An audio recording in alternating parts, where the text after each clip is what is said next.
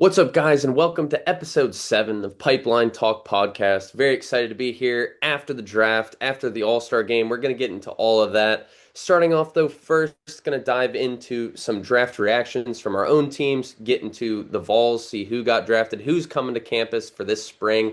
Very excited about all that. But let's just jump right into it. Starting off with the Washington Nationals, had the number one pick. Paul had it here first on our last episode. Big name going number one overall to the Nationals. May be surprising. Paul, take it away. Yep. So the Nats going Eli Willits, first overall shortstop out of Oklahoma. I didn't, it was such a weird process, the whole draft leading up. I figured for a while it was Ethan Holiday, and even on draft day, I was still pretty sure it would be him. But a week before they fire the GM and the manager, Mike Rizzo, David Martinez, and that brings in Mike DiBartolo, his assistant, as the new GM. And he's much more analytics based, much more kind of that kind of stuff that Rizzo was never really. So you kind of wonder how's that going to change what's going on in the war room. And so now going, that final week leading up, I had no idea. I mean, the betting sites kind of favored Kate Anderson, but I never really bought that. There was the night basically Mike Rizzo got fired. Chelsea James of the Washington Post went on the radio and said basically that Mike Rizzo was all in on taking a pitcher. Like Mike Rizzo wanted to take Kate Anderson or maybe even Liam Doyle. He needed a pitcher, a guy that he could get to the big league club in like a year. Because Rizzo, his time was ticking at the club. And it expired a week ago or so, but it was ticking. He could sense it. He was trying to get someone up that could help the team fast, save his job. He couldn't even make it that far, thankfully. And I kind of knew that night. I tweeted about it. I'll put it up here on the screen when I edit this. But I tweeted, for people that are wondering how this is going to affect the draft. I just told them, cool off on Kate Anderson and do your Eli Willits homework. And I hope they did their homework.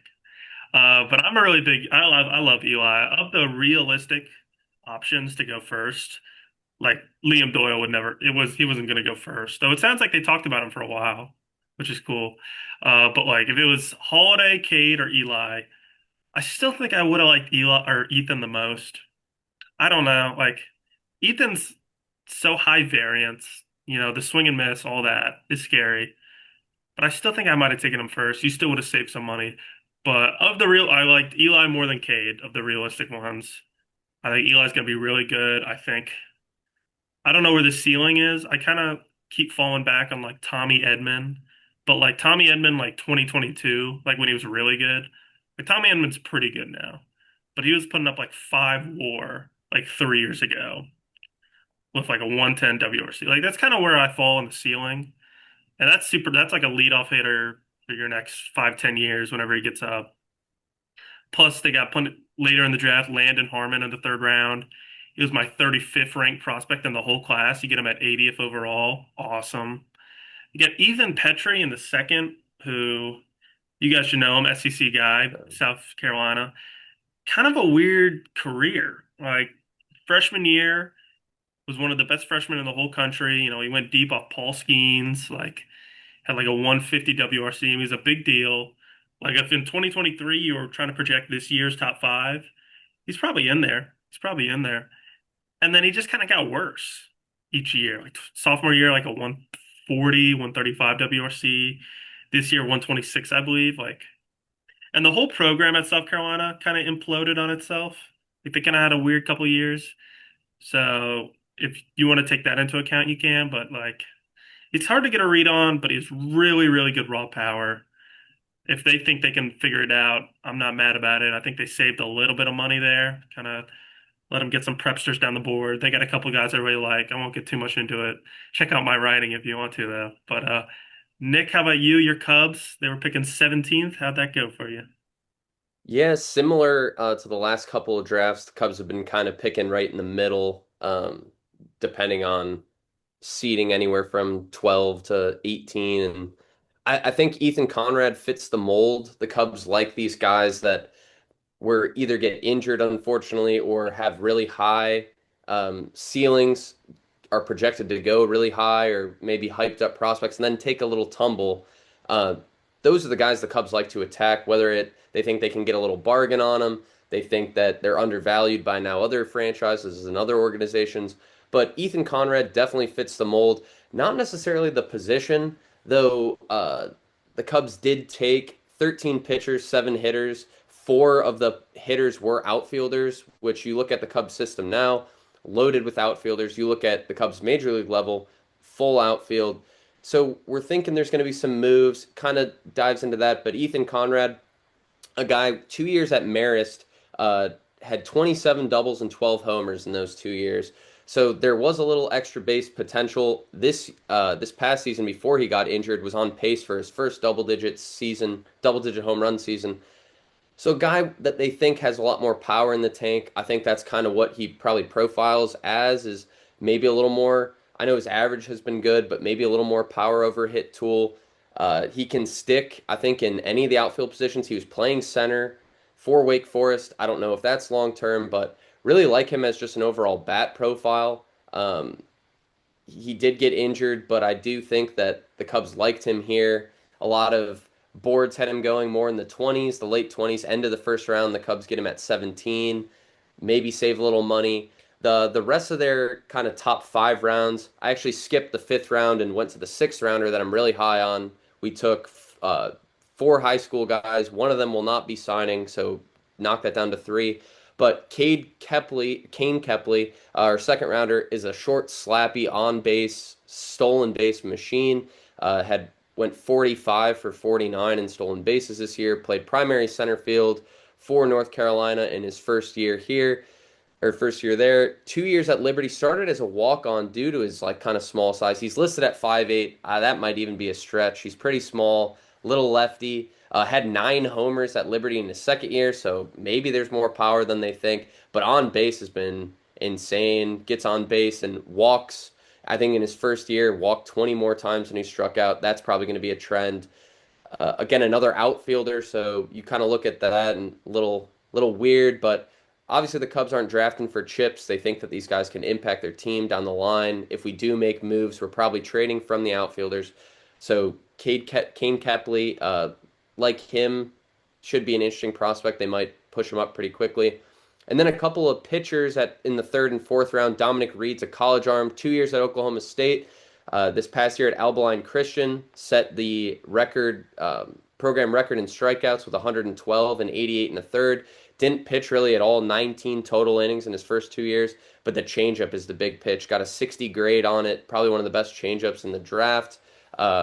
I think he could be really good. I don't know if he can stick as a starter. He's kind of a two-pitch guy right now. The curveball needs some work, but if he can develop that third pitch, Dominic Reed, I think, could be our best pitcher out of the pool that we got. And then Caleb Wing is a high school arm, actually kind of a two-way. Was going to two-way at Loyola Marymount, but I think he's going to end up signing with the Cubs. Arm is up to 95 on the mound. He plays shortstop as well. The bat wasn't spectacular, but the glove, he's really good defensively. Big arm, though. He's from Scotts Valley High School in California. And jumping to our 6th round selection was another California guy, 7th in the state of California for high school. And just looking at the high school class of prep players this year, oh my goodness. I know obviously the big names, Crazy. Seth Hernandez, Billy Carlson from the same school, both 1st rounders. Their teammate went at the end of the 1st round as well. 3 kids in the 1st round from the same high school is absolutely They had nuts. one All in the more same later. draft. No, Yeah, and California is wild. it's kind of becoming the new norm. Like it's becoming the new Texas in terms of these prospects. It's really just a weather thing, but I don't. Maybe they got some tech over there that the rest of us don't. I mean, they're nuts. It is nuts. And you look at all of the guys in front of Josiah Hartshorn, who was the Cubs 6th round selection. I think he was the guy they were saving money for. We're gonna have to give him a way above slot bonus. A Texas A&M commit. Very interesting story though about this guy. He throws lefty and is a switch hitter, but through his first 3 years of high school, only really hit righty due to injuries. And then due to a different injury, had to switch back to left-handed. So he's a switch hitter, but has never really fully switch hit. Now that he's healthy, he's planning on it. He actually won, or it says he tied with the MLB High School Home Run Derby winner. So he co-won that hitting left-handed, which he hadn't done in a while. So very interesting prospect.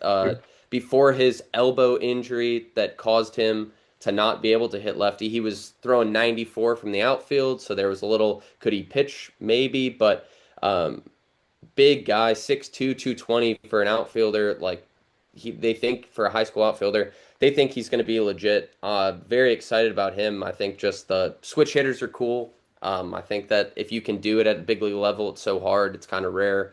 So if he can get up there fast, all signs point to him signing. So that's really exciting. But all the guys in front of him in California were either first or second round picks, which is crazy. He falls to the sixth round. Probably teams weren't sure, but they're going to have to pay him a lot. A guy that I'm really excited about, though, he's out of Orange Lutheran High School. And then the one guy I'll touch on very briefly and kick it over to Phil. Caleb Barnett was our 19th round selection. It'll be the first time in 2 seasons the Cubs haven't signed everybody because he already has said he's going to be going to Alabama. But he's a 6'5", 210-pound third baseman. Little swing and miss, so I think he wants to refine his skills there. But 19th round, those guys are Hail Marys anyway, especially the high school guys. So um, we're not going to be signing him. But very intriguing draft. Overall, we didn't really go for big names, but I think they filled out the pitching nicely. A lot of different arms, some different arm angles, guys that are better with changeup over fastball. So interesting class. I like Ethan Conrad though at the top. I hope he's 100% healthy and maybe we'll see him for the Smokies. If not at the end of this year, maybe next year.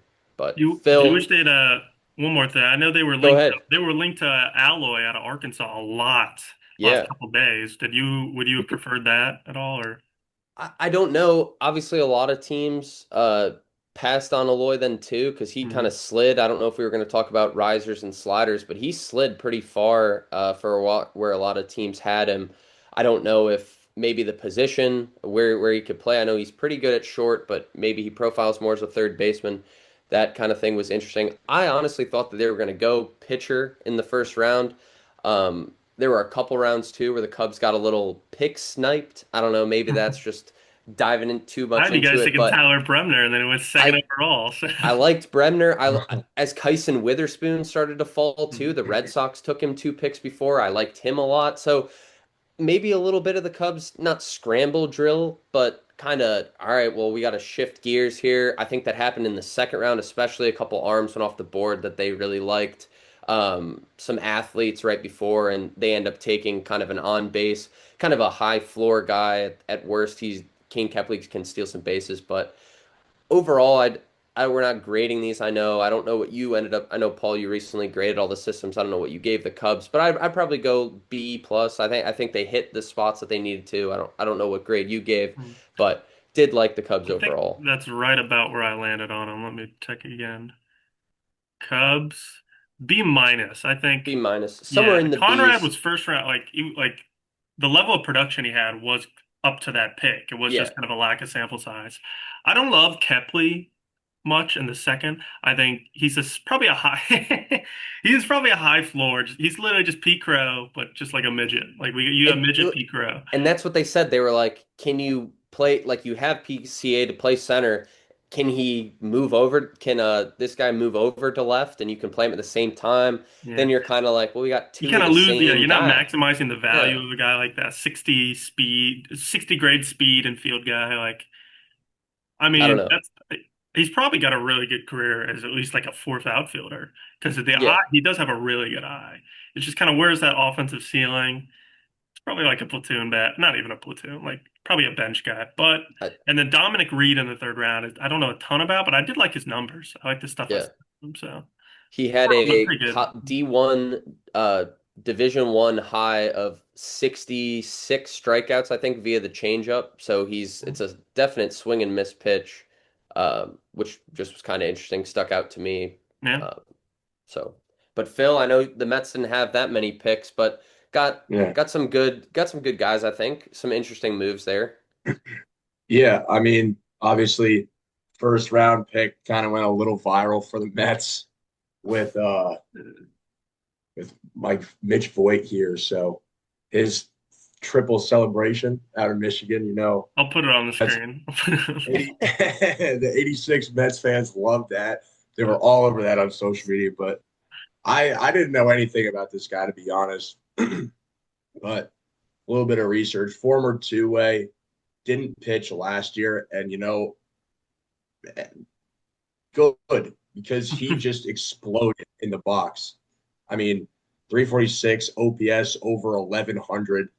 So just a crazy bat that really came out of nowhere in my eyes. So kind of seems like I don't want to say they got a steal here, but it seems like this guy was going under the radar a little bit. So maybe a bit of a reach almost, but it not in a bad value way, just more of like they maybe could have. I mean, it's tough to say though, because like you said, the Mets didn't have a lot of picks in those first few rounds. Either way, I'm pretty happy with it now that I've looked at it beforehand. I was like, oh, who the hell is this guy? But Hmm. Oh, he's got a I, cool celly. Yeah. yeah. But no, I like it. I like it. He's got good defensive numbers, great arm, quick out on the base paths and stuff like that. So I think he can. I think he'll be a good pick. I think he'll pan out well for the Mets. And just Where their do you think other, he'll play? Where do you have him playing? Somewhere on the was he infield and outfield? Mostly short, I think. But yeah. Well, looking at some articles of like just kind of like grading the Mets pick and Mitch Voigt himself, it kind of seems like I like I don't know. second base, short Yeah, slash that's what I've seen second. second base, but I also think that might just be like a waste of his arm. Hmm. mhm. I don't know. I think given the Mets' current um, system, I guess if he can play good center field, I could see him in center field just because the Mets don't really seem to have an everyday center fielder Drew that Gilbert. looks like they would be close. Yeah, I mean Drew Gilbert maybe, but I think Hmm. he profiles more the corner outfielders. Hmm. Gotcha. They'll So definitely let him try. I mean, I assume oh yeah, they're just gonna let him try everything, kind of see where he fits for the team. Like you said, he's got a good arm. He's pretty fast, and like that combination alone should probably let him try third, second, short, outfield. Like they'll do everything yeah. that's not catching to find him a home, probably. I mean, who knows? Maybe he's playing right field in Hmm. 6-ish years Yeah. when Juan Soto ends up DHing because I also see that being a possibility. So, but I like the first pick there after doing some research. I think that I kind of just picked out a couple of picks that I liked. Um, Nathan Hall out of Central Missouri. He's a pitcher. Didn't really have too much too much action in college this year or the last couple of years, but still was able to like improve a lot in his limited time this year. He had four pitched in 14 games in 2024 at a 9.2 ERA, and this year 4 starts, which he only made 1 start last year. 4 starts this year, 3.07 ERA in the same amount of innings. So definite improvement. Um, a lot more strikeouts than walks in those innings. So I think there's good potential with this guy as well. Um, and he was initially a catcher, I believe, when he went to Central Missouri. So I like just like picking athletes like that, like especially when you see guys on the mound. Like I personally feel like pitchers who are able to play different positions like that, at least when they're younger, just kind of have a different mentality about the game. And especially being a catcher, he probably has a good idea of how to pitch mix and stuff like that. So just being able to be more of like an intelligent baseball player, I think helps a lot with pitching. So I like the potential with that guy. And then the last guy I picked out was Connor Ware out of LSU, late round pick. I want to say, let me check really quick. Yeah, round 15. So super late, but um, he pitched in 16 games, made 6 starts. Once again, didn't pitch a crazy amount, but once again, I just like the upside for like that late round pick. He had 18 walks to 23 strikeouts and just let up the one home run over 21 plus innings. So I think he's got good potential. Maybe he's got to work on the control a little bit more, limit those walks, not even like get more strikeouts, but just limiting the free runners. But I mean, the fact that he's only let up one home run in SEC play, I mean, maybe he was one of those guys who was only pitching during midweeks. I'm not entirely sure, but just in general, like I like the potential with those guys. So I think they made some good picks. I've seen also that Camden Loman in round 8 could be our like steal of the draft. So really good like pitch mix, solid grades on his pitches.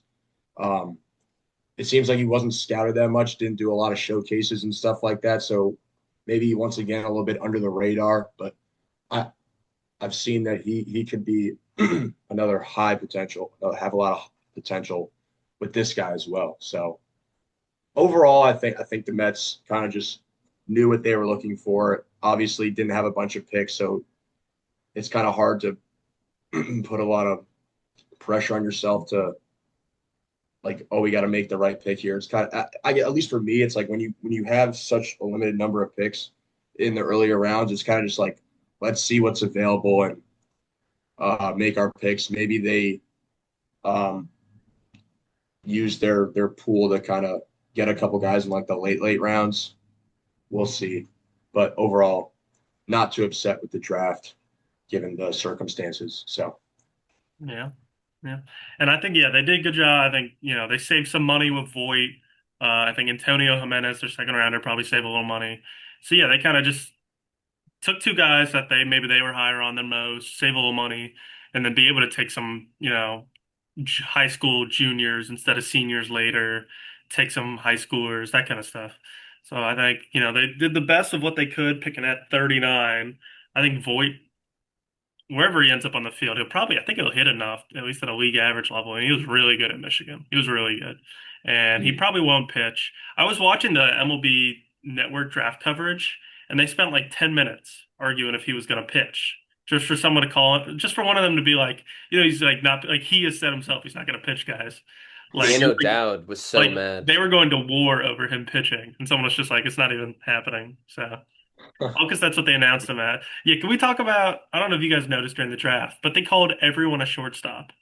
It Yeah. did like Gavin Keelan was announced as the shortstop, and I'm like, I get like for a couple games there, sure, but like, I think that's like preference of the team though, because some of the players they mhm, said they have two-way potential and they were just announced as a pitcher, as a yeah, shortstop. And then some guys were like Voit was announced as a two-way and Dano Dowd was going crazy. This guy has no future on the mound. And Greg Amsinger, who's just the host, like he's talking about, oh well, like why are you trying to like it could be cool. Two ways are cool. If it doesn't need Shohei Ohtani, yeah, he starts and DHs. But what if a guy like in a blowout, he's playing center field and he comes in and pitches in the eighth inning, and he was like, "There's just no way." Dan O'Dowd was just dead set on this guy none of them was like cannot pitch. He mad has that you'd no even future. suggest that.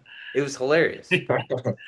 No, but I think it was Cubs first team to not pick a pitcher or shortstop.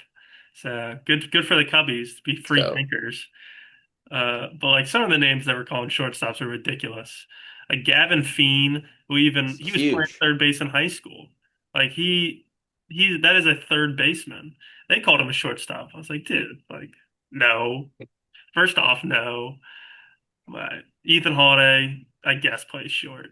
but like no, no, just a little nitpick, but it is kind of like like teams want athletes, and if Yeah, you're in maybe high they're just school, trying to make him sound more versatile.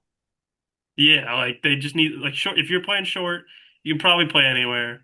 Like it's as simple as it is in like t-ball. Like the best kid on the team is Yeah. probably playing short. Like Yeah. that's just kind of how it is. But no, it's just a little nitpick. Let's talk a little home run derby. Cal Riley, your winner. Uh, James Wood robbed by about 2 feet from moving on to the semifinals. He would have won it, but I might be biased.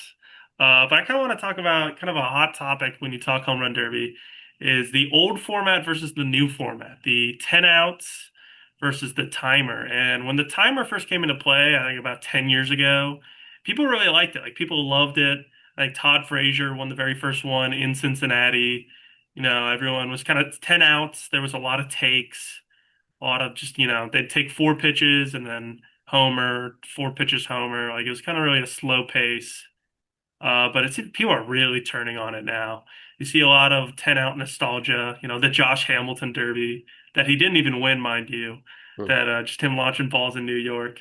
I don't want to hear your guys' thoughts on this. I'm not really sure where I stand either, but on as I see, like everyone seems kind of sick of how it's going right now. And I will say, like the camera work was awful this year for the home run derby. Like you could not tell Where the what ball ball was off at the all. bat was a homer, where it landed. I mean, it was just sick. It was bad, like sick in a bad way. But Yeah, I don't know. I know that I think there was like two broadcasts of it, one on mhm. MLB Network, one on ESPN. I'm pretty sure I was watching the one on MLB Network. There was one on Um, ESPN two. Were you thinking of that, like the uh, Statcast one? maybe that's what it was. Hmm. I thought that one was okay as far as just like I the did. overall. I saw people say that, and I swapped to it, and it was better. But you're not really watching the fly balls. You're watching like the visual like line it shows of the fly balls. Like Yeah, that's true. I just think it's cool that they have like the angle from like mhm, behind, and you can kind of just see like the launch because like that. To be honest, that's what I like to watch. I like to watch that like launch, and then if they just have like they should have that, and they should just have a camera of the entire field. Like I think there's like if you want to show one that's like O'Neal Cruz's 513-foot absolute nuke. If you're like, oh, that one's 118 off the bat, let's follow that one.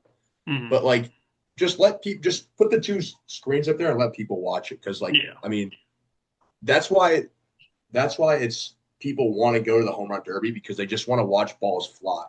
So just put an angle where you can just see the balls fly. We don't need to get a close up view of watching a fan catch it like that. I don't care about that. I think with the timer, there's just been a lot of the players like that have done it either for the first time or just new to it in general, new to home run derbies. They swing like so many times so fast that they just tire themselves out. Mhm. And later in the rounds, these guys are tired. They have to use their timeout and they're like hunched over and like yeah, swinging a baseball bat that many times, like even in batting practice, I remember after like 10 or 12 swings. That's why they next guy because you're tired. Like it's just full swinging, full effort swinging that bat. So that's my like gripe with the timer is that they're just tiring themselves out and then by the end of the rounds or even the end of the whole home run derby, the results just aren't as good. So going back to the outs, you can have them like preserve a little more energy and actually get their A swing off more, which I think will be more exciting because these guys are going to be able to have that energy left to still launch balls. But in terms of what you were saying, Phil, where they just want to watch it fly, there would be a lot less action. So I can see both sides of it. I think maybe earlier in the earlier rounds you can do the outs, and then maybe like the last round is a timer so that they're not sitting there taking every pitch. And then that way it's like, hey, full go here for the next minute and a half. Hit as many home runs as you possibly can. There's also some crap with like the ball. Brent Rooker said he didn't have enough baseballs. They like shorted him balls in his basket. Like he still had 2 pitches left, it said, but they were out of baseball, so they had to like call Yeah, his that's round because off. they like he took the very first 2 pitches, I I think, got you. and So then they and they weren't. didn't They count were him like, "Do we probably. count those? Do we not count those?" He like, So Yeah, I noticed that too. They were a little bit that stuff unsure of needs that. to yeah that stuff needs to be refined because like now you got players that are not like bashing it, but saying like, oh, well, I should have had. And then the my favorite thing from the whole run dirty, and I'll pass it back to you guys. The one kid jumping up there and robbing a home run. Oh yes, I Like, want to talk about that. That who's was not in so his awesome. ear? Who's not in his ear? Like before the whole thing. Hey guys, like if it's close to the wall, just back up off the wall. We don't want No, you to that's get awesome. hurt. We That's don't want awesome. you to Uh, get hurt. Like dude, there's some girls out there that like probably have never caught a baseball before in their life, though they were making some good catches. But I saw this hilarious guy jumps up and like legit robbery. yeah, And I dude, think that's Junior Caminaro hit it or whatever. He's looking back to replay. He's like yeah, pointing to the screen, like, "What the hell? These It's, guys they robbed gave my it home to run." him. I wish they didn't give it to him. That is such Yeah, a hot yeah. take. But it No, didn't you go gotta over. give it. You I'm gotta give it. sorry. That's so Somebody take funny. it. I thought that was amazing. I Yeah. remember watching that, and I was like, no way, he just robbed it. They have to. You gotta give it to him. He hit the like. It's a home run derby. Dude, that I, that was. I mean, to your like what you were saying, Nick. Like that would be such a sick feeling. That like I'm going up for that as well. Like yeah. I'm not you're on gonna a watch big that league ball fly. Are field you kidding me? as like a 16-year-old. I'm going up for that. No, But but back to the just derby stuff. I think when yeah, as far as like the 10 outs versus timer, I actually think, people want to see balls fly, but the problem with the timer is like they can't because I think the biggest problem is they're not enforcing the wait for it to land before you pitch rule. So they well, have to I think like they changed that, didn't they? That's why maybe they have they the certain did number of because pitches. like people were kind I remember when it was like first introduced, like, they Yeah. really start cheating it by the end. Like when Harper won the Oh Derby yeah. at 18, I Schwarber mean, they got were just cooked. rapid firing at the end. Like Yeah, yeah, yeah, yeah. I remember. I would have been if I was Kyle Schwarber on the side, I would what? What? Cost him $1 million. I'm pissed. Yeah, I mean, yeah, but I think that's like you can't appreciate each home run because they have to When you're get trying to so go so fast. fast. Yeah. Like I think most people you wouldn't have known how far O'Neill Cruz's 513-foot homer went if you didn't have to broadcast like yelling at you about it. Like they had to be like Oh yeah. 513, 513. Like none of us had a clue because they're just like ball goes up and here comes the next one. You can't appreciate like the 10 outs. They all like there was the problems. They were taking too many, and I think you could probably fix that with like a pitch limit, kind of how they do it now. Like there's got to be a way to Right. fix that. But like, Certain number of outs, but also certain number of pitches, maybe. yeah, like there's probably maybe just like a ball limit. There's got to be something, but Yeah. they were like, you can't appreciate every home run. I think that's part of the biggest problem. Also, the camera work. ESPN one with like the low angle. I don't know if they ended up changing that or if that was like just something they tried for a minute there. That was ridiculous. That was the I stupidest don't thing even know ever. what it looked like. I was But watching. yeah, like I don't know what the solution is. I think maybe it's probably number of pitches period. Like you get 30 pitches period. Maybe it's something like that. You use your rests as you need them. I don't know. Like, how do you enforce them just like stopping for like 15 seconds to give them a breather? I don't know. Like, I feel like I they probably need to modify it though, because I think there's some gamesmanship that goes along with it, though. Like, mhm. I mean, it's not like there was people like when there was 10 outs. It's not like hitters were just like taking 5 swings and then they just go like have a conversation with their hitting coach or something Mhm. like or their teammates or whatever. Like, I don't think that's ever going to happen because they all realize they're there for like just pure entertainment. So they're going to go out there and they're going to swing, and obviously they're trying to win it, so they'll take their time. But um, I don't think they're going to take two multiple minutes in between swings or anything like Mhm. that. Like, Mhm. It'll be interesting to see if they do change it because there has been a lot of changes. I was watching with some neighbors and I was like telling them like, oh yeah, they're going away from the bracket for the first round. Like it's just the top four advance now, and then they bring the bracket back. And he's like, how do you just keep up with it? Like it changes. So I didn't know they got rid of the bracket. I had no idea. their And neither did it ability I. to started, change and I it. was like, "Oh shit, James Wood. Who's Wood up Yeah, against?" who's he And they're like, against? "He finished But first." so I'm their like, ability to like make changes year to year is like encouraging because if enough people yell and bitch about it, like maybe they will change it back. It's got to be coming from the players though. Like if the players like the way that it currently is, they're gonna keep it. As much as like the fan opinion does matter. Like that kind of thing. If they're like, hey, like we just want to keep it to a strict schedule and like you got TV rights and everything, so they might plan it out based on the timer. The bonus rounds were confusing too because you didn't actually have to earn it. Everybody got a bonus round. You just got a bonus ball. Mm. in the bonus round if you hit a 425-foot home run. So just like everything's a little different each year. I Yeah, personally like the outs, but maybe that bonus round, like guaranteed bonus round, was their way of testing the out system. yeah, I because that's just what it like, is. And it Yeah, was yeah, you're right. better. Like you can kind of watch Yes, every ball. That's why, like when we get in a little bit here talking about the swing off in the Derby, or not in the All-Star game, like that was perfect. Like you got to watch each ball like fly. You kind of had the tension of like, oh, is this getting over? Like there was none of that in the Derby because it no, was like as the so ball's in fast. air, here comes the next pitch. So you got to make a choice, and you still can't even really see the ball in the outfield. Like I think like yeah, with like the bonus round, we kind of got that like you could appreciate each swing as it happened. Yeah, And maybe yeah, maybe that's just them testing it. I don't know if they do it on purpose, like every year changing every rule. Maybe it's almost like a keep it fresh kind of thing, or if they actually just can't make up their minds. I have no idea, but I think there's so much reaction from fans every year that they're just trying to see what clicks, hmm. throw shit at the wall, see what sticks. I don't yeah. know. That's kind of my interpretation of it now. Hmm. Yeah, but I guess what we should let's talk some All-Star game. I wanted to start just off with this is one we couldn't have predicted at all. Jacob Mizorowski making the team, 25 innings. He's got, I believe, five big league starts under his belt. Is this something that bothers you guys, or is it just kind of a no big deal? Because I know the Phillies had two guys, Ranger Suarez and Christopher Sanchez, who were like probably should have been all stars. And I think there was some weird thing, like one of them was pitching on the Sunday so they wouldn't have been able to pitch in the game. And then one, it was something like that. I don't remember what. Like, but for like logistic reasons, they couldn't have played. But not to give them the nod seems a lot. I want to let's see what you guys think. But Yeah, I mean, I don't know. It's frustrating just because if I was like in that position, I'd be kind of upset that this guy who's barely even played. I think it comes down to that they should just have it only be qualified players.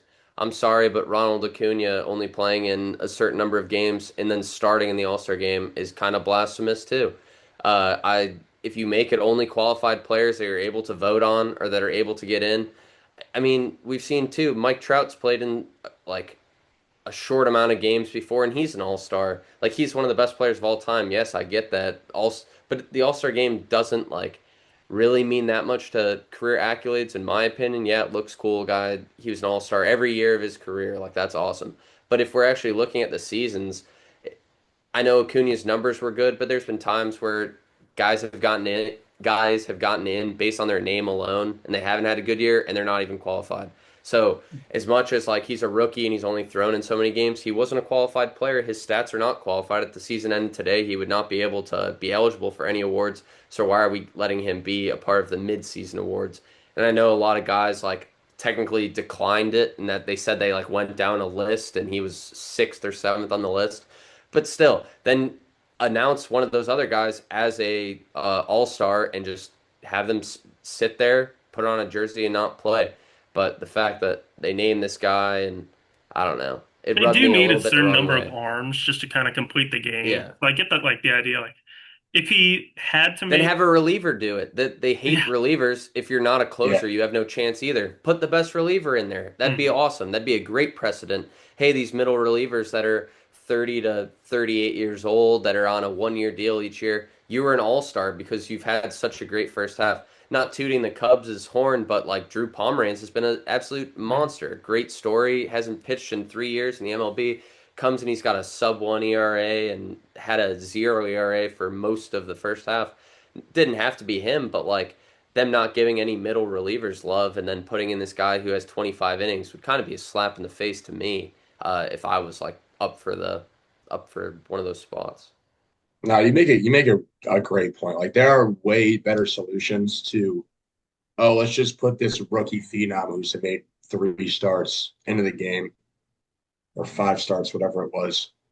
Uh, yeah, I just because in my mind, just to like go off of like you gave your Cubs example for my Mets example, Kodai Senga before he Yeah, got injured, I was going to start arguing that he should be starting the game because his ERA he had the best ERA in base in at least in the National League and was just absolutely dominating in every start that he made, barely letting up any base runners. So it was just like one of those things where, and he had more innings, more stats, more whatever than Mizorowski. And obviously, I don't think Senga would have pitched because he ended up pitching that weekend in his like one of his first, I think it was his first start back from injury. So obviously, like I get the argument where they eventually got to just grab someone who could actually pitch because they need to fill out the innings. But like, yeah, your point.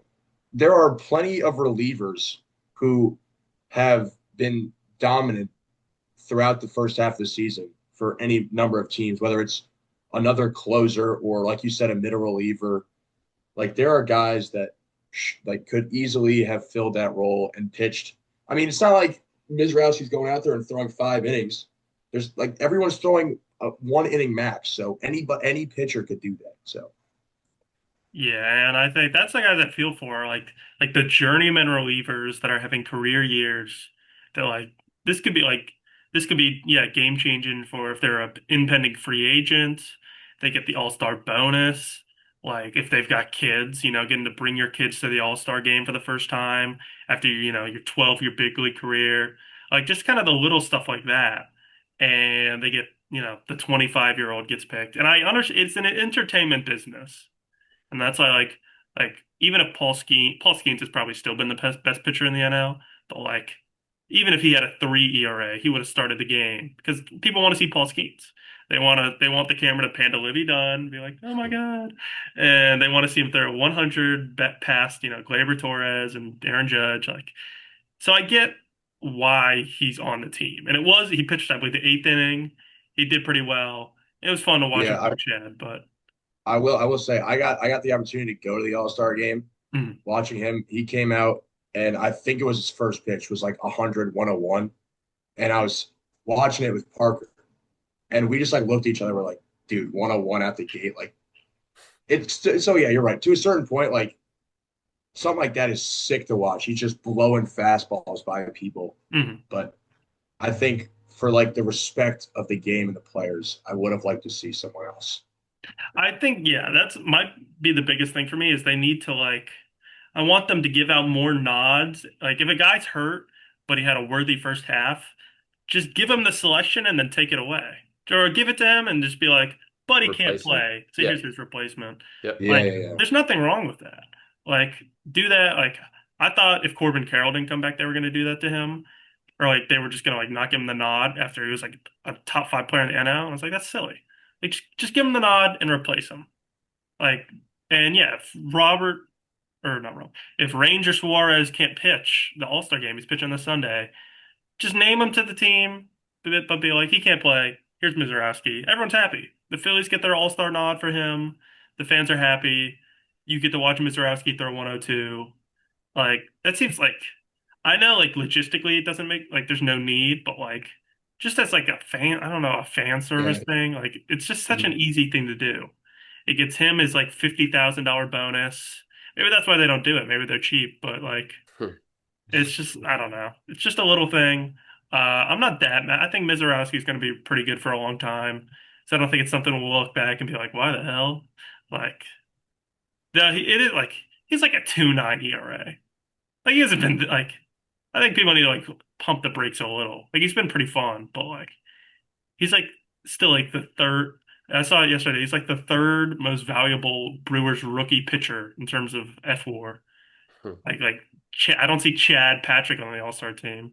Do either of you know who Chad Patrick is? I just want I to see. do know who Chad Patrick is, No, but I've I thought yeah. yeah Phil. I thought he was made up until like 2 months ago. I saw like an NL Rookie of the Year like standings, and I Oh, thought it was really? like a bit. I was like, who the hell? Like, who is Chad Patrick? Uh, like, why is he not on the team? But no, I think it's fine. But I want to hear you guys' thoughts on the swing off. Hey, did either of you?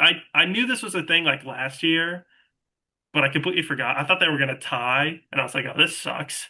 Like, I don't want them to tie. And then like with one out remaining, they brought it up. I was like, oh shit, tie the game, tie the game. Did you? What are your guys' thoughts on it? I might be in the minority camp here, not again, but on this side of the discussion. I just think I like the 10th inning rule of having the ghost runner on second. I Mm, think it speeds it up. You're not wasting everybody. You're not having to send guys up and down. In terms of the All-Star game, obviously, Paul, you mentioned it earlier. They only have so many arms. And at that point, they've probably used everybody or close to everybody that mm, they were going to have pitch anyway. And I guess you don't want to be throwing out position players, though that would be kind of fun too. Have one inning, do the 10th inning the way that your entire league and the entire season has been of having a ghost runner on second. Let somebody have a chance to walk it off. That'd have been cool. And then go into the home run or the swing off, whatever. As much as the swing off was cool, I think it just kind of like abruptly comes up, like you said, with one out left. They started talking about it. Nobody even really knew. I kind of figured that it was going to be the extra innings rule, kind of how it is. Now, mm. maybe that's on me for not looking into that further. But ideally, you have that 10th inning. Someone has a chance, both teams have a chance to score an extra run, and then you go into the swing off if it stays tied. That's kind of like where I sit on it. But Yeah, I'm kind of in a similar boat. I forgot that that was a rule, and then because like I said, I was at the game, so as soon as that last out's recorded in the bottom of the ninth, center field gate swings open, dude sprinting out of an L screen. I'm like, oh my god, they're doing the swing off like home run derby. I was ecstatic. I was like so excited for that, and I mean that I thought the swing off was so much fun, and I think it was a little bit biased by me because the NL ended up winning, but watching. I mean, first of all, I'm assuming that they broadcast it, but the managers like selecting who was going to participate in the swing off was like, I don't know. They just take like Aaron Boone had like the silliest selection I've ever seen for a home run derby of all time, dude. And as soon as I Boone made his selections, and then Robert started off with Kyle Stowers. I was like, oh, this is just gonna be a bunch of kids who first yeah. selection, whatever. Like, let them have their fun. And then he picked Kyle Schwarber and Pete Alonso. I was like, oh, we win. This is easy. This is wraps. And then to watch Kyle Schwarber just go 3 for 3 with a frozen rope line drive to dead center, and then threw 2 bombs to right field. Like that was so much fun. It was such a cool experience. And like at least me personally, I never understood why someone would pay so much money to go to the home run derby and watch that because like you kind of get the similar experience on TV, but like watching those balls fly in person was pretty sick. So I like it. But I before we like move on or anything, I saw an article in the Athletic. The headline was the swing off stole the show at the All-Star game. Should MLB go further than that? And it's about like some of the players were kind of hinting at they would like to see that in in regular season games. Some Hmm. agreed, some disagreed, but I just wanted to get y'all's opinion on that. What do you guys think that'd be worth it? Do you think it would work? I think I'm not sure where I stand Woke nonsense. on it. No. But no, I don't think I'm going that far. I don't like, Yeah, yeah, like it was fun, but like, yeah. I think that also kind of like any rule like that kind of forces teams to have to build their team. Like everyone's going to need a Kyle Schwarber in that scenario. Then like everyone's going to kind of build their team a little differently. And I think any kind of rule like that where you then start you have to messing with your own roster. Like at that point, just play baseball. Just play yeah, more. yeah, I don't know. I think that's it. You said the players wanted it though. That'd be yeah. interesting. There was a couple. I mean, I don't know how serious they were, obviously. Hmm. But, I'm trying to find quickly. Logan Webb, apparently, so per this article, Logan Webb was getting texts from other players that they would like to see that instead of extra inning games.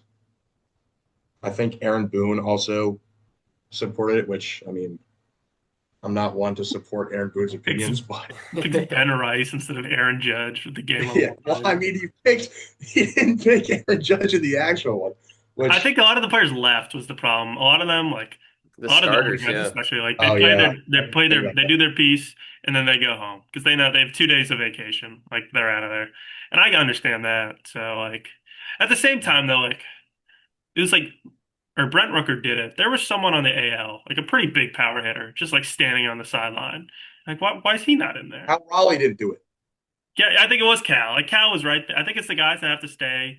in case they win like an MVP or something. Like if they did, that's like why Pete was still there. Like he might Yeah. have won MVP, so he stuck around. Well, now, is it guys that had to be like in the active lineup? Like if they got subbed out, they probably couldn't No, do Pete it, right? Alonso got subbed out. He wasn't in the And he game, still and he and still did it. he was Yeah, lined up to yeah, pitch. no, like if you went like 0 for 2 and you're two at bats and you're out by the fourth, like go get on your plane and go home. Like go enjoy Yeah. your vacation. But it's kind of like, yeah, like Pete hit the homer and then got subbed out, I think. He might have still even been playing. But even if he got No, subbed he was out, like subbed he out for might this have to game. come accept an award, so he's got to stick around. Yeah. He would have been in my opinion the MVP for the game. He needed Yeah, a random to hit one homer. but I mean he had the most art. I mean I saw arguments for Corbin Carroll as well, but I mean Hmm. like it's kind of just about like 1 for 2 with a 3-run bomb. I think Corbin Carroll went 1 for 2 or 1 for 3 or 2 for 3 or something like that. Hmm. So a couple of guys who just like Yeah, I was gonna say if mastered. Aranda just hit one in the swing off, Pete's coming up and he's walking it off pretty Yeah. much. Yeah. So and then so I mean I think that I saw a lot of people upset about that just because Kyle Schwarber technically walked it off to Nick's point, like at least give him a chance to walk it off in actual baseball style in the 10th inning. Hmm. So maybe a little bit there, but I don't know. I thought it was so much fun to watch. I'm not too pressed about a an All-Star MVP award Yeah. for my Mets. But Yeah, I want to shout out Francisco Lindor though for when Mackenzie Gore was pitching, all three balls were hit to him, and Lindor was just saucing out there. I like Future I couldn't bet. no, no, no. But like, I was like, if that's CJ Abrams, at least one is going in the dugout or one's getting by. Like I tweeted it, and Nats I fans were saw eating it up. Like, congrats to Mackenzie Gore on having three balls in play fielded cleanly behind him for the first time ever. Like Lindor, I forget who was hitting. He went deep in the hole, just like just tossed it to first Oh down. yeah. I was like, Oh, oh Aaron my Rodgers Rick God. twist. Like they can do that? They can do that? Nah, shout Yeah, out to I was happy with the way my Mets played in that game. Everyone did well. At least Lindor played good defense. David Peterson, I didn't think he was going to actually get to pitch, but shutout inning from him. I was happy to see that. yeah. Did every pitcher pitch? Do we know? That's what I was wondering, like, could they have even I done know extras? Well, I I think don't think actually I don't know who is actually going to pitch, but I know like Matt Boyd got replaced technically, but he was still there doing everything. But since he had pitched that weekend, he wasn't even, I don't know if he wasn't Okay. dressed or Yeah. what. I don't So, know if like it was just people who were technically unavailable who didn't pitch, yeah. but Yeah, well, I wasn't even sure if they like physically could have done a 10th inning. Like if there's True. anyone or they would just have to be like, Well, Pete, and they go definitely plan loose. it out. Pete, you're Yeah. pitching. yeah, you definitely have to let everyone know what the Like when plan they're is going in. Mhm. beforehand.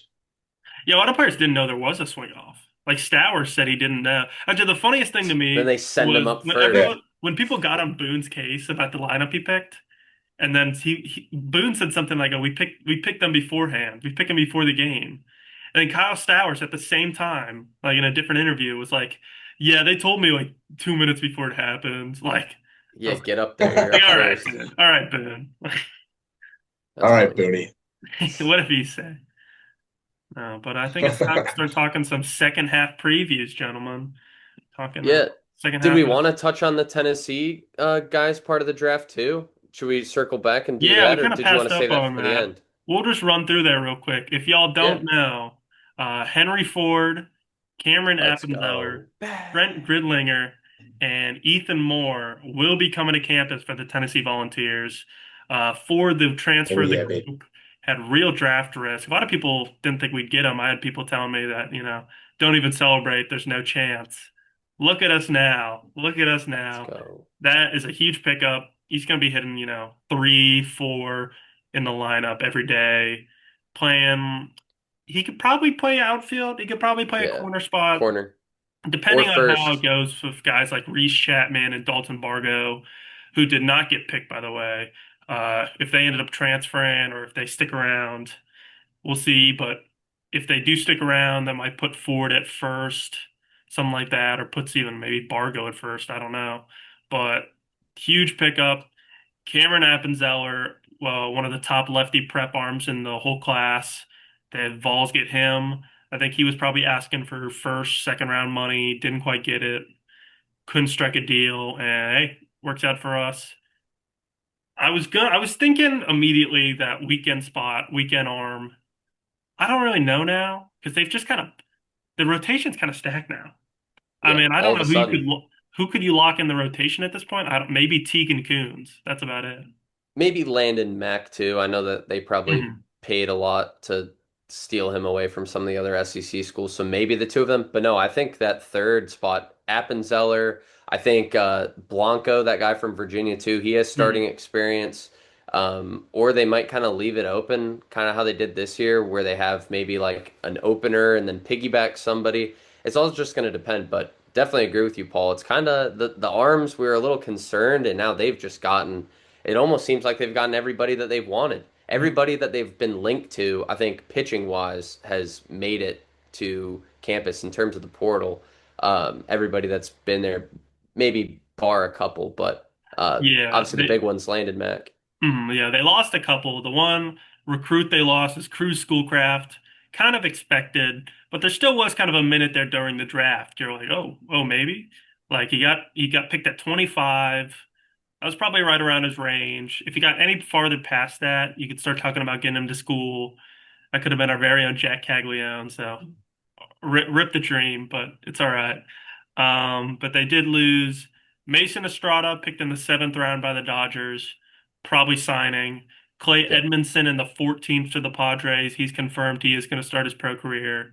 And then just today, DJ Newman announced he's going to play for the Astros, 15 rounder. I mean, that was a fun. We were talking about that one. We wanted that one bad.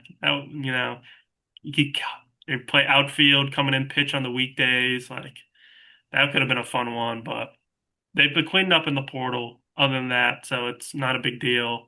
They got Gridlinger, one of the top prep catching prospects in the late nation to school. I don't know if he's catching day one. I'm not really sure. I forget who is still it's Stone Lawless, if that's his jobs now, or And then they got that Peoples got transfer picked. from Bowling Green, Mhm. Garrett Wright. Yeah, The so I'm not. I assume I'd guess for a year, Gridlinger is kind of a backup. Probably rotates in at DH or so on the weekdays, that kind of thing. They get Ethan Moore, the second baseman, to campus. No relation to Christian, as far as I know. I don't think so, at least. Um, that's a good pickup for them. Kind of just a slap hitter. That'll be like a leadoff type, real just like high average kind of guy. I'm more excited about Appenzeller and Grudlinger on the prep side, but that's a good pickup as well. And then a lot of Vols picked in the draft. First off, shout out the Milwaukee Brewers. Andrew Fisher, 20th overall, great pick.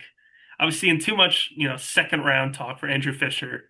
I was like, this is a first round guy. disrespectful. Yeah, we were not Yeah, dude. tolerating the I was slander. rewatching. I was rewatching our mock. Jack was sitting there going, I don't know. I see him falling out the first round. You're You, wrong, Jack. You're you don't know wrong. Vaughn. Look at the Yeah, origin. you don't know he's a goat. I was a little surprised. Gavin Keelan at 13 for the Giants. That's a fun one. It's a little rich.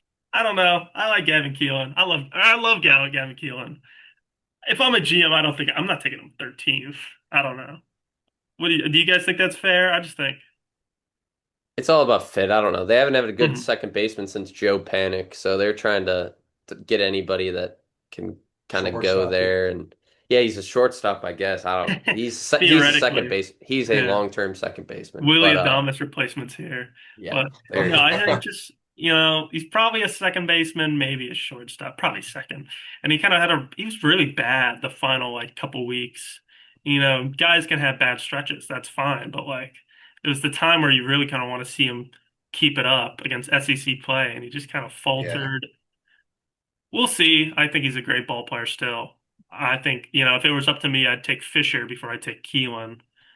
But I would tend to agree. yeah. Especially if they're going to play him at third, they kind of. I think he got drafted as a third baseman, right? So that's their Fisher? kind of. I Yeah, believe I think that's so. another one where it's just like they kind of announce it, but you're like, maybe they'll try him. I can't imagine Him he'd and be a Burke on very the great corners. defensive third baseman.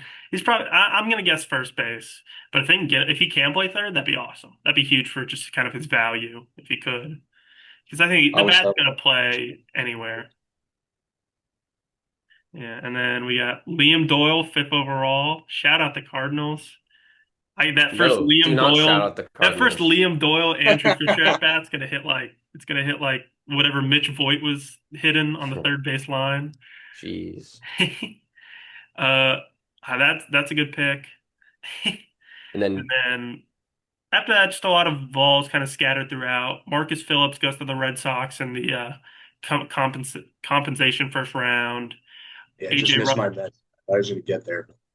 they probably would have picked him up. That's a very Mets pick. We talked about it, like a month ago on the pod. Too bad, Red Sox is a good fit. Red Sox is Yeah, a good yeah, fit, though. Red Sox have done pretty well with arms. He's going there with Witherspoon. One other in the third round, another pretty good arm. You got AJ Russell going to the Rangers. I love that for them. I like AJ Russell, even if he pitched like 20 innings this year. You just got to trust the stuff. The yeah, stuff's there. when Uh, he's healthy, he's good. mhm. yeah. Dean Curley to the Guardians. Kind of hoping they unlock something there. It always kind of felt like he left a little on the table. It felt like performance wise. Just that's what it felt like to me. I mean, he won a natty, so he can really do no wrong as far as I can say. But I think that he's a real athletic, real good power. Probably not sticking at short. Just they might be something there to unlock. We'll see. Other than that, Hunter Ensley. I want to shout this out. Hunter Ensley, undrafted free agent signing with the Royals. We were on this pod, and Nick, you asked me where I thought he ended up, and I said, I don't know, maybe the Royals. So Yeah, I do shout remember out that. Yeah. me. It was some BS reason too. It was like, yeah, just someone old school with a big center field. There you go. Yeah. It's that easy sometimes. It's that easy sometimes. I'm trying to think who else got picked up from the ball. Cannon Peebles got drafted in like the eighth Yep. or ninth round. That People was to that the was Guardians as Late, well. Yeah. yeah, late for Peebles. And then Austin Breedlove, who's in the portal, Hmm. signed undrafted free agent with the Yankees. So kind of cool there just to get another Tennessee guy Yeah. in pro ball. And because he never technically committed anywhere else, his like baseball card will say Tennessee, which is cool. Yeah. yeah. Yeah. Nate Snead to the Yep. Angels, I believe. Him and Joyce in the same bullpen's pretty Oh fun yeah, for yeah. one day. Perfect. Tanner Franklin to the Cardinals, Cardinals as joining well. Doyle. What a good arm pick. I mean, I wonder if these guys will start or if they'll give them a chance to start. I don't think they The would. Cardinals would. The Cardinals.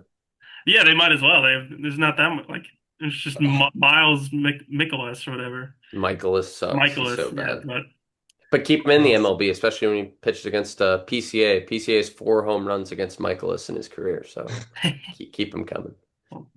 Cardinals just got the Pete Crow Armstrong antidote. Tanner Mm, Franklin, here he comes. But mm. that'll be Yeah. fun. I think at least one of those will probably end up being a pretty high end reliever. Their numbers weren't that great. Like considering the stuff, you'd think the strikeout numbers and stuff would be better. Just kind of weren't. But I mean, if you're throwing 102, if you can just get another pitch to work with that, you're going to get some Ks. Like big league hitters can hit high heat, but if you can kind of get another pitch in there, another two, that's when it gets hard to just kind of time everything up. But I think that might be all the balls I got picked.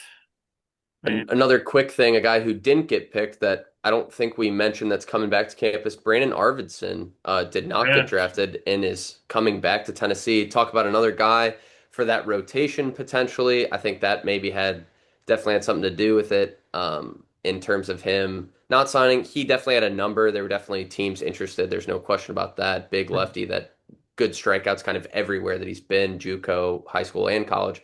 But just kind of interesting. I think he only has, or no, I think maybe he has 2 years of eligibility left, depending on the JUCO rulings and all he that must have stuff. been a So sophomore, or he, he yeah, probably had. This is yes, probably his eligibility junior wise, year yeah. now. So So had leverage. Obviously, they didn't meet his number, but another crazy arm to come back and be able to pitch now in second year with our pitching coach with Frank. So very excited about that one too. He ended so strong. Some of those starts at the end were insane in yeah, the SEC tournament. So and that's probably another guy that's probably just kind of I don't know if he's a lock for the rotation, but I yeah, figure at least kind of definitely thrown into the hat. that Sunday, anything goes kind of day might be Arvidsson for three or four, Blanco for another three. Like they can get Yeah. really creative, which is really good for them.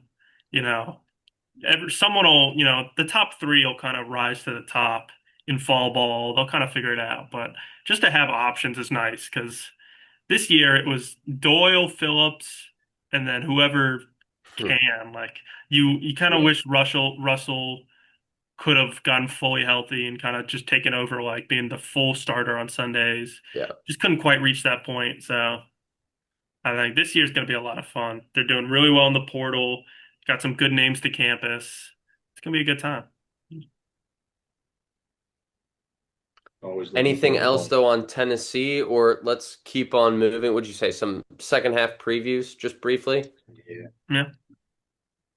So starting off, I guess for me, I know next episode we're gonna get more into kind of the trade deadline and maybe a little more prediction based there. But second half previews for the Cubs, in particular, I guess we need to get healthy. We have some arms that are still. Shota's only had a few starts back now. He'll start to extend back to what he was doing.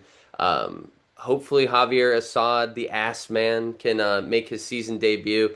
He's been so good. His career numbers are actually insane for a guy who doesn't really strike out a lot. He's just been very consistent innings eater, and that's someone you really need, especially for playoff caliber teams, just to kind of get over that hump. So if he can get back healthy, he's had lots of injuries. Had was doing a minor league rehab assignment. Had a setback. So if we could get him back, Miguel Amaya too. Our catcher's been out for almost 2 months. He leads the Cubs in batting average with runners in scoring position. It was off to a great start in the first half. Him and Carson Kelly were insane together. So if we can get him back, RIP the carjacker, he'll go back to Iowa.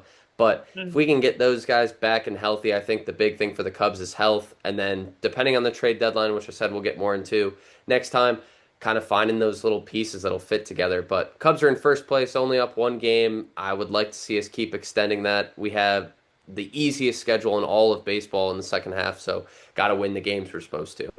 Paul, what do you got for the Nats? Yeah, I'll keep it quick because we're 20 games under 500, so there's really not much to say. But Dylan Cruz coming off the IL pretty soon here. Just want to see him get it going again. He was kind of heating up before his oblique, started talking dirty, which sucks. It was because it was a really, if you remember how bad his April was, I was just stressing I'd just wake up every day and just be like, please don't let Dylan Cruz strike out twice today, 3 times. So I just want to see him come back, just be healthy, just hit well. Uh, I'm going to be in even worse mood about the team if he comes back and strikes out 40% of the time. So just staying healthy and hitting well. Cade Cavalli should begin to call up soon. It's been a long road for him. I mean, we were almost 3 years since his big league debut, since he pitched in the big leagues, just because his arm has been barking. He had to get Tommy John, then he had setbacks, and he got a nasty sickness last year. I just want to see him pitch. Like at this point, it's more about just getting to see him come back than if he's actually good. But I think he can be very good. He's been hit around in AAA, but the fastball's still there. He's still throwing, up to 99. I think he can be a big piece of this rotation for a couple of years. He's kind of lost some service time. That's the thing that sucks about long-term injuries is there's still accruing service time. So that even though he hasn't pitched the last 2 years, he's lost it. Like he's about to hit arbitration, which is ridiculous. But just kind of little things about like the young guys. The young guys performing. I really don't give a damn how well Josh Bell does. I mean, maybe if it gets him the 20th best prospect on a team instead of the 25th, sure. But like it's a bit, if I want to see James Wood kind of stay in that like MVP talks almost. He won't win it, but Yeah, kind of that top five area. See CJ really kind of stay away from being as streaky as he sometimes is. Mackenzie Gore keep up the strikeout numbers, keep up the ERA. I don't think they'll trade him. We'll get into that next time, but man, it's not worth not talk. It's worth talking about at worst. And your Cubs might be an option, Nick. Your be Mets great. might be too, Phil, but I'm not going to talk about that. I'm not even We going to can't think be about in that. not in the same We're not even division going to think now. about that right now. Mm-mm. But yeah, just kind of young guys performing and guys staying healthy. But what do you got for us, Phil? Yeah, I mean, kind of a little bit similar to Nick's Cubs, but looking to get some guys back from injury. Obviously, got Senga and Mania back right before the All-Star break, which was huge.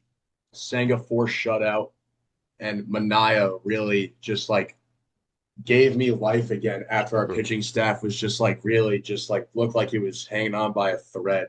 He only pitched three and a third, ended up taking the loss, but just just dominant. He only led up to one run, which he earns the loss because we got walked off in that last inning against the Royals. But seven Ks in those three and a third innings, he was just like looks like he was dominating hitters the entire time. So that was so like uplifting to see. Like we might have two like second half all stars back at the top of our rotation, which is so well needed. Starling Marte is expected to come back pretty soon. He was really hot as of late. Brooks Raley is who hasn't pitched in the majors in a couple of years after Tommy John. He's expected to be back, I guess, sometime this month, maybe early August, but he's been dicing up his rehab starts. So if he can come back and be a high leverage lefty out of the pen, that would be huge just to add some support to and some consistency, hopefully, to the back end of our bullpen with Diaz. So seeing those guys come back healthy, especially in our pitching staff, would be awesome. Would just be so huge for our second half push. But I also wanted to touch on this really quick because I think this came out like a day or two ago. Jeff Passan on ESPN. I'm pretty sure he was like on just like giving his comments. He's predicting Juan Soto to lead the league in home runs in the second half. So I just want to throw that out there. I think we could have a very solid second half. Only I believe a game and a half behind the Phillies. So I think the NL East pennant is very much in reach if we can stay healthy and make a push. Yeah, These I was gonna say I like playoff this. caliber. Go ahead, Paul. Go Uh, ahead. I was gonna say I like the Juan Soto take. I saw that the other day, and I really kind of sat and thought about it. Most people kind of write that off because he's not Raleigh or Judge, but Soto when he gets hot, he gets hot. Not just like average wise. Like Soto will just start ripping bombs. Speaking from experience. Yeah, we know. I know. You know. Wade knows. Dylan knows. But we don't like it when he does it anymore. Only you do. But no, I think that's not a bad. Do you know what he's at right now, homers wise? I want to say like 23-ish, hmm Like he could 24. read, he could probably hit 40. I think he could get 17 in the next 65 games. I don't know how many games they've played exactly, but like I think that's so. when he gets hot, I that's mean, he just hit what he what does. 11 in June, 10 or 11 in June. I mean, I don't hmm expect him to hit that pace every month, but Yeah. one more month like that, he's easy there. Yeah, I think 40, I don't know, 45 even I think I think he's going to be at least top three. It's hard to bet against, Judge or Raleigh in terms of homers, but he could. Like when he gets hot, he really could. Yeah, I'd be interested to see if he catches Otani for that NL lead. I think Otani's closer to up above 40, I Otani's at think. like 32, so he's kind of Yeah, built a solid. Otani never gets cold is the problem with Otani. yeah, Even when especially Otani the first like 3 weeks had like an 800 OPS, and that was like cold for him. Like he just yeah, kind of doesn't. It's hard to catch. Like once he's built this lead, like it's hard for him to lose it just because he's so consistent. But he's yeah. still like just in terms of homers hit second half, like Soto might he could do that. Yeah, I could definitely see it. That'd be fun to watch too.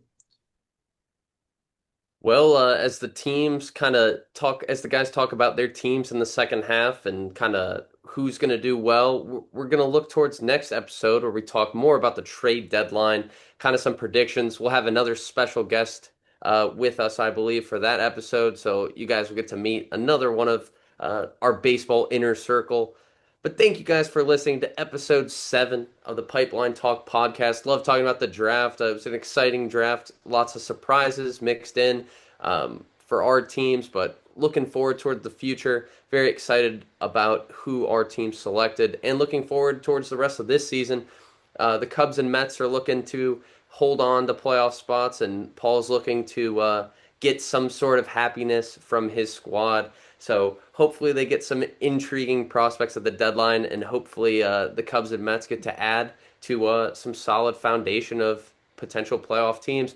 But again, thank you for listening. Join us next time on the Pipeline Talk podcast.